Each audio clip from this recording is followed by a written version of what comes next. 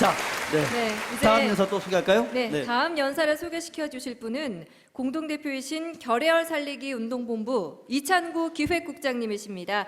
박수로 힘차게 맞아주시기 바랍니다.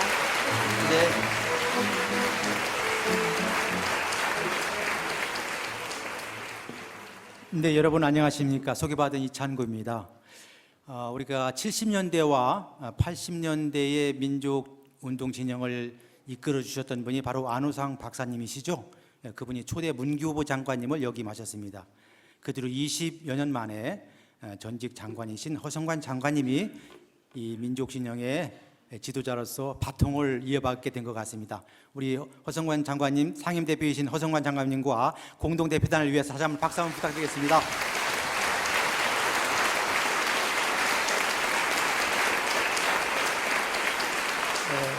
최근에 여러분도 보셨겠지만 역사 비평이라는 책은 진보 진영의 학자들이 만든 책입니다. 그 책에 오히려 식민사학을 옹호하는 글들이 나와서 정말 당황스럽고 우리 미사협이 출발하는 데 있어서 그러한 것들이 하나의 계기가 된 것이 아닌가 이렇게 생각을 합니다. 저는 요즘 그 카톡이라는 소리를 들을 때마다 깨톡, 깨뜨리라. 뭔가 깨트리라는 깨톡으로 들리더라고요. 뭘 깨트리라는 거겠습니까? 식민사학을 깨트리라는 깨톡이 아닌가 생각됩니다, 여러분. 우리보다 먼저 이 카톡에 나와서 그 깨톡을 일러주는 것 같습니다. 식민사학을 깨트리는데 선구자 역할을 하신 우리 이덕일 소장님을 소개합니다, 여러분. 네, 이덕일 소장님 단상을 모셨습니다.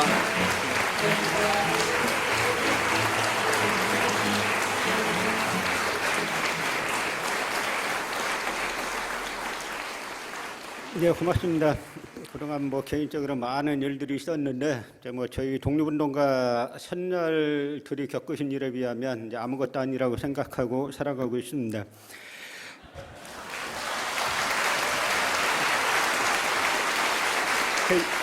이종찬 원장님이 말씀하셨다시피 정부 출연기관 사람이 천황폐하 만세 3번을 불렀죠.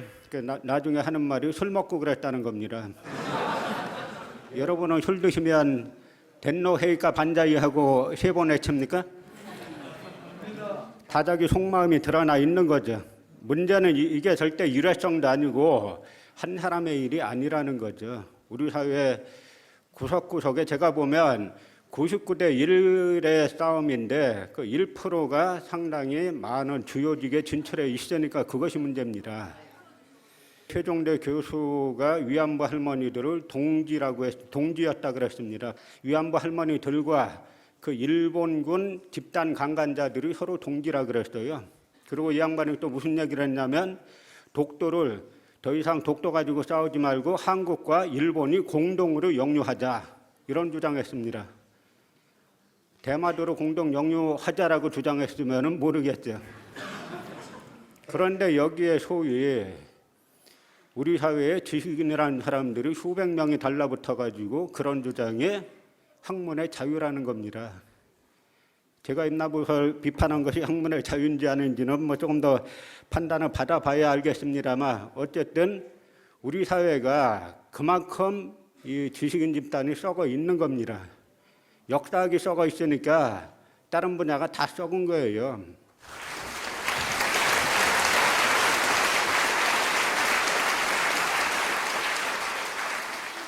그런데 제가 이 사태를 겪어보니까 이 싸움에는 보수도 없고 진보도 없습니다.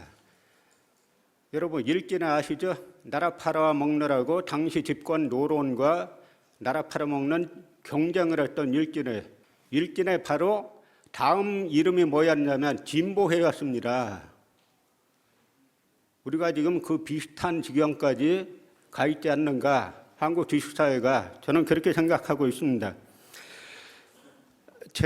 저에 대한 공격이 아주 심해진 게 1910년에 나라 팔아먹고 그 매국의 대가로 귀족의 자기를 받고 막대한 돈을 받은 이 사람들 명단을 공개했더니 그다음부터 아주 공격이 심해졌어요.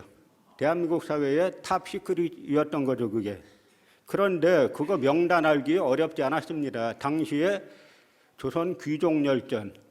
거기다가 책을 냈어요. 자랑스럽게. 거기에 당파까지 다 적어놨습니다. 그 당파를 제가 분석해가지고 당파를 알 수 있는 사람 중에 64명 중에 56명, 거의 80% 가까이가 노론이다. 그리고 그 후예들이 한국 사회에 상당한 학문 권력을 가지고 있다라고 했더니 공격이 대단히 심해졌습니다. 사실 그 뿌리가 지금까지 오는 건데요. 이 당시에 우리가 뭘 생각하냐면 이 사람들이 왜 이런 걸 자랑스럽게 공개했을까? 왜 했겠어요? 지금에나 숨기죠. 자랑스럽게 공개했어요. 공개한 이유는 뭐냐면 일본이 우리나라를 점령한 것이 천년만년 갈 걸로 알았던 겁니다. 그런데 왜 그게 안 됐느냐? 이 사람들이 왜 그렇게 생각했느냐? 청일전쟁으로 청나라 내 쫓았어요. 러일전쟁으로 러시아 내 쫓았습니다. 영일동맹 맺어서 영국과 같은 편이 됐어요. 미국과는 카스라테프트 조약을 맺어가지고 몰래 합의했어요. 미국이 필리핀을 차지하는 대신에 일본이 대한민국 차지한다. 합의했어요. 그러니까 이 내막을 아는 사람들은 끝났다. 영원히 끝났다. 이렇게 생각해가지고 자랑스럽게 조선 귀족 열전을 펴낸 겁니다. 그런데 이 지점에서 바로 한국 사회의 대역전 현상이 일어납니다. 전국 각지에 있던 애국지사 분들이 집단 망명해서 횡도촌이라는 곳에 모입니다. 주요 집안이 몇 집안 있는데 바로 이종타 원장님과 이종걸 의원의 할아와 번임이셨던 우당 유해영 선생님 집안, 그리고 여기에 광복회 서울시 지부장님 와 계십니다. 특별히 설명드려야 되는데 잠깐 일어나서 인사 한번 해보시죠.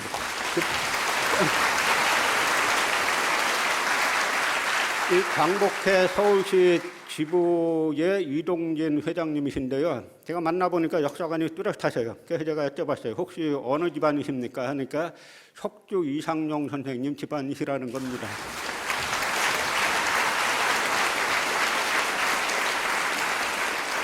그리고 강화도에서 망명한 강화학파들, 이분들이 주축이 돼서 1911년 4월 달에 추가가라는 곳에서 경학사라는 작은 조직을 모입니다. 이 조직에서부터 대한민국, 이 조직에서는 이미 이 당시에 뭘 주창하냐면 삼권 분립에 의한 민주공화제를 지향을 합니다. 이게 바로 대한민국 현재 민주공화국의 뿌리입니다. 사실은 1919년 대한민국 임시정부부터 민주공화제를 이야기하지만 그 사상적 뿌리는 1911년 경학사에서 있었던 겁니다. 그런데 아까 허성환 장관님 말씀하셨다시피 해방 이후 친일파들이 또다시 정권을 잡으면서 이것이 다 잘못됐죠. 그래서 오늘 우리는 그 당시 절망적인 심정으로 경학사에 모였던 수백 분의 분들, 이분들과 오늘 지금 우리가 대한민국 국회 한복판에서 모여서 우리 역사를 바로찾고 우리나라를 바로잡자라고 하는 것은 어떤 것이 더 실현 가능성이 높겠습니까, 여러분?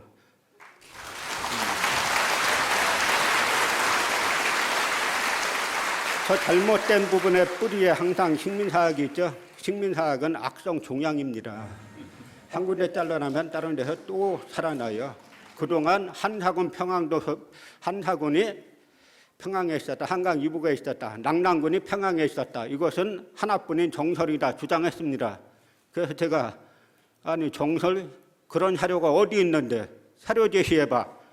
중국의 사료를 뒤지면 뒤질수록 여신백강 선생님이 사고전서 계속 뒤지지만 수십 개 찾아냈어요. 한사군은 낙랑군은 평양에 있다는 사료는 단 한 개도 없고 낙랑군은 지금의 하북성 일대 아니면 그 서쪽으로 더 가는 데 있다라는 사료들이 중국 사료에 계속 수십 개 나옵니다.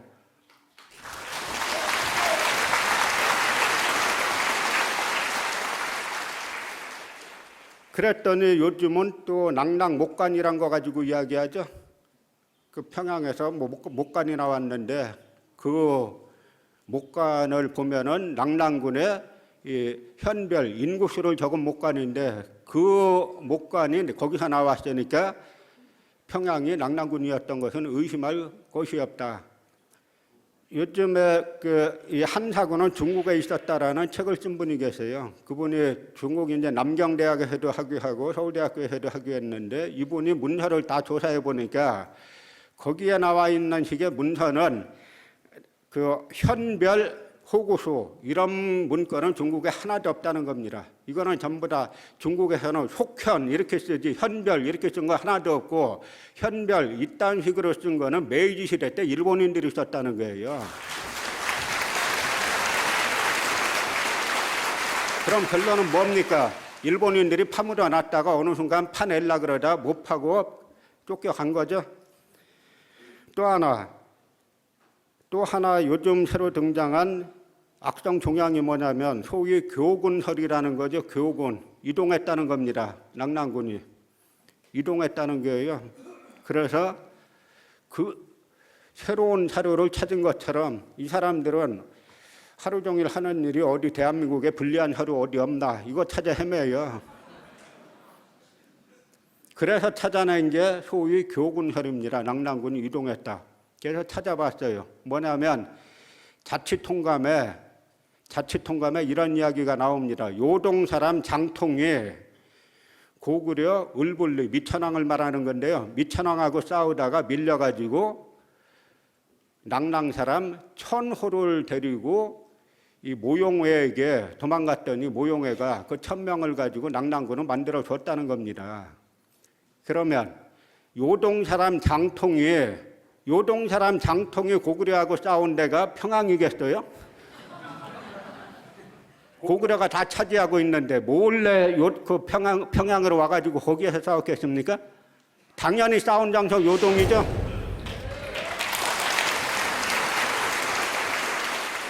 또 하나 한서 지리지에 따르면 낙랑군의 인구가 40만 7천 명이에요. 그런데 이 사람 데리고 간 숫자는 1000가구. 많이 잡아져서 7가구로 쳐져도 얼마입니까? 7천 명이죠? 이 7천 명 데려간 게 낙랑군이 통째로 이동했다는 겁니다. 평양에 있던 낙랑군이 이동했다는 거예요. 간단하게 말씀드리면 이사했다는 건데 제가 충청도 온양 살다가 서울로 이사했죠. 전 주민등록 등본 때 보면 온양 살던 주소 나오고 서울 지금 주소 나와요. 그러니까 이사 갔다는 게 나오죠. 평양에 살았다는 주소가 하나도 없어요. 낙랑군은. 다 자기들끼리 만들어낸 악성 종양이죠. 그래서 이 사람들 만들어낸 논리라는 거는 공부 조금만 해보면 아까 여러 번 말씀하셨다시피 인터넷 쳐보면 이제 1차 세력 다 나옵니다. 그래서 저희 연구소에서 계속 한문 공부를 해요. 한문만 볼 줄 알면 얼마든지 다 뒤지기 때문에. 그래서 이 이론들 다 끝났다는 건 더 이상 말씀드릴 사실 필요도 없습니다. 결론적으로 역사학은 미래학입니다, 사실은. 그런데 그 미래학이라는 것은 그래서 우리가 미래로 가는 바른역사협의를 만드는 건데요. 그 미래는 과거에서 찾는 겁니다. 우리의 과거 역사의 상이 뭡니까? 저 만주 일대, 하북성 일대, 중국 사료에 보면 한때는 산동반도 일대까지 장악했던 대륙성의 역사고 일본 열도까지 장악했던 해양성의 역사예요. 바로 이 역사를 다시 되찾자는 것. 이 다시 되찾아가지고 이걸 갖다가 다른 나라에 대한 침략의 도구로 삼자 이런 이야기가 아닙니다. 이 역사 주권은 역사 주권인 겁니다. 또 현재 영토 주권은 현재 영토 주권이죠. 단지 우리의 역사가 과거에 그랬다. 이것이 바로 우리가 현재 우리 젊은 세대들에게 가르쳐야 될 그런 역사인 거죠. 저희 연구소에 한 분이 찾아오셨어요. 소위 저쪽에서 지금 시민강좌를 막 하고 있는데 그 시민강좌 들으신 분이 한 번 찾아오셔가지고 뭐라고 말씀하시냐면 저 사람들 말이 다 틀렸는데요. 서로 저 사람들 말이 사실이라고 하면 우리 민족, 우리나라에 무슨 희망이 있겠습니까? 아주 가슴이 아픈 이야기죠. 그런데 그런 역사를 하자는 사람들과 우리 역사에서 보다 희망을 보고 그 희망을 가지고 우리 새로운 미래를 열어가자 하는 역사학. 어느 역사학을 우리가 지향해야 되겠습니까? 감사합니다. 네, 고맙습니다.